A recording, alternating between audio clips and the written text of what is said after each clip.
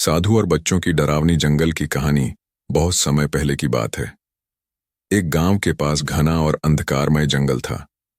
उस जंगल के बारे में लोग कहते थे कि वहां रात को अजीब अजीब आवाजें आती हैं और कई बार परछाइयां अपने आप हिलती दिखती हैं। गांव में एक साधु आया करता था। साधु बहुत ज्ञानी था और बच्चे अक्सर उसके पास जाकर कहानियां सुना करते थे। एक दिन बच्चों ने जिद की, बाबा, हमें उस जंगल की असली सच्चाई देखनी है। साधु ने पहले मना किया, लेकिन बच्चों की जिद के आगे मान गया। रात का समय, गहरा जंगल। साधु और 4 बच्चे हाथों में लालटेन लेकर जंगल में पहुंचे। जैसे जैसे वे आगे बढ़ते, ठंडी हवाएं चलने लगीं। पेड़ों की डालियां अजीब आकृतियों में हिल रही थीं। अचानक कहीं से घंटी बजने की आवाज आई, जैसे कोई मंदिर हो, लेकिन वहां मंदिर नहीं था। बच्चे डरकर साधु के पास सिमट गए। साधु ने मंत्र पढ़ते हुए उन्हें हिम्मत दी। रहस्यमयी झोपड़ी। थोड़ी दूरी पर एक टूटी फूटी झोपड़ी दिखी। उसकी खिड़कियों से नीली रोशनी निकल रही थी।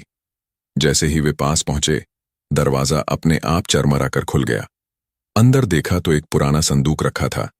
साधु ने बच्चों को पीछे हटाया और कहा, इस संदूक में ही इस जंगल का राज छुपा है।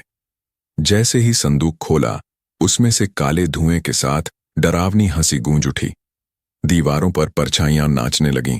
बच्चे चिल्ला उठे, बाबा, भूत!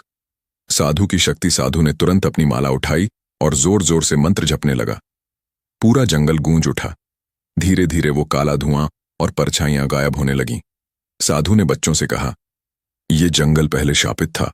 यहां एक बुरी आत्मा बंद थी, लेकिन आज वह मुक्त हो गई और अब ये जंगल सुरक्षित हो जाएगा। बच्चे डरकर रो रहे थे, लेकिन साधु ने उन्हें गले लगाकर कहा, याद रखना बच्चों, साहस और सत्य की शक्ति सबसे बड़ी होती है।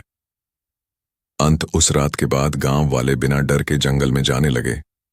बच्चे हमेशा उस रात की डरावनी घटना याद रखते और सबको बताते कि कैसे साधु बाबा ने उन्हें भूत से बचाया।